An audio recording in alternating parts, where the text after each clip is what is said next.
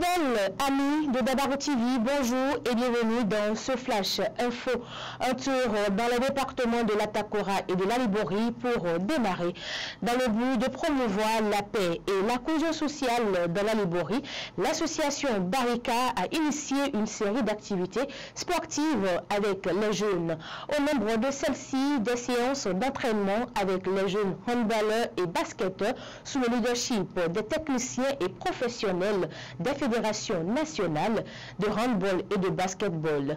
La séance d'entraînement du jeudi 7 novembre 2024 a été marquée par la présence de deux joueurs internationaux béninois qui ont partagé leurs expériences avec les jeunes joueurs.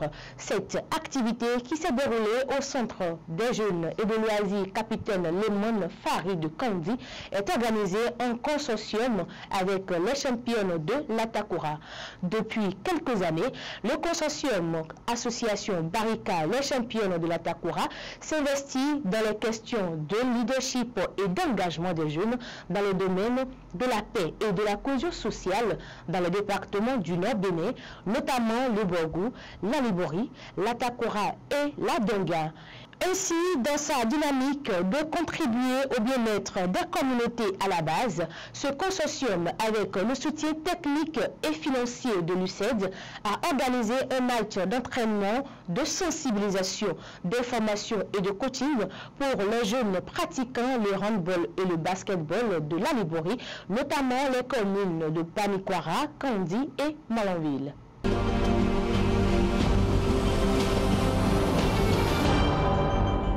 On revient dans le département du Borgou pour dire que l'école doctorale des sciences agronomiques et de l'eau de l'université de Parakou vient d'enregistrer un nouveau docteur. Il s'agit de Soufiane Koutchelé Assoumon qui a soutenu le jeudi 7 novembre 2024 sa thèse de doctorat à la salle de réunion de l'Institut universitaire de technologie de l'université de Parakou. Au terme de la soutenance, le jury a approuvé sa thèse de très bonne qualité en décidant de le déclarer digne de grade de docteur de l'UDSAE, option économie des ressources naturelles avec la mention très honorable. Financement agricole et performance économique de la production du soja dans le pôle de développement agricole 4, ATDA 4 au Bénin. C'est le thème défendu par l'Impétron. Pendant plusieurs heures, il a présenté aux membres du jury les fruits des résultats obtenus de ses recherches avant d'obtenir le grade de docteur en sciences agronomiques de l'université de Parakou.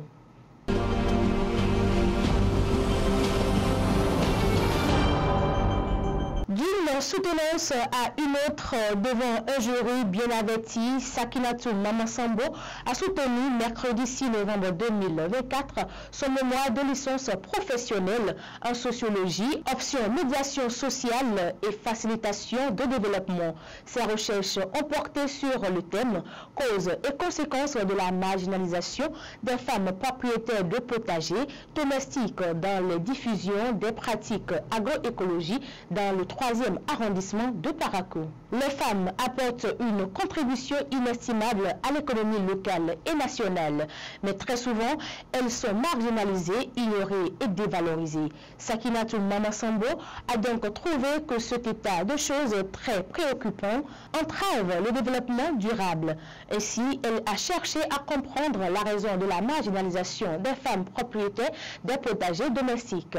Partant d'une analyse minutieuse, elle s'est intéressée à l'importance de la mise en œuvre des pratiques agroécologiques sur la vie des femmes propriétaires des potagers dans son milieu d'études. Au terme de la présentation, son travail très apprécié par le jury au regard de sa portée scientifique a été accepté par la mention très bien.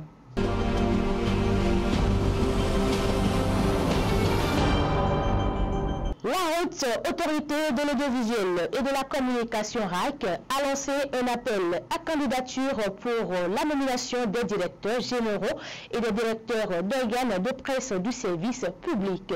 L'arrêté en date du 31 octobre 2024 vise à identifier des potentiels candidats à la tête de la Société de radio et télévision du Bénin SA, de l'Office national d'imprimerie et de presse et bien d'autres encore.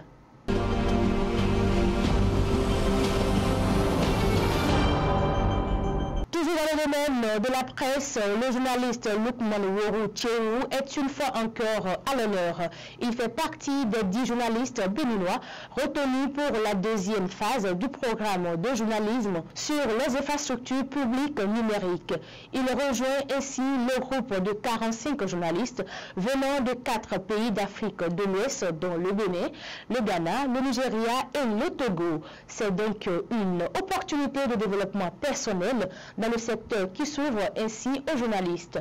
Selon le média Le Paraquois, ce programme est initié par la Fondation des médias pour l'Afrique de l'Ouest en collaboration avec Co-Develop.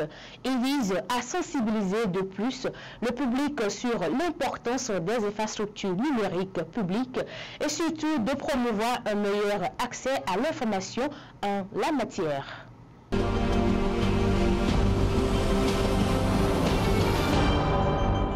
Le Bénin a une fois encore honoré l'un de ses fonctionnaires dévoués. Le commissaire principal de police Léopold Eblekadia, puisque c'est de lui qu'il s'agit, a officiellement reçu son insigne suite à sa distinction comme chevalier de l'ordre national du Bénin. C'était le jeudi 7 novembre 2024 dans la salle des fêtes des tours administratives de Cotonou au détour d'une cérémonie fort simple.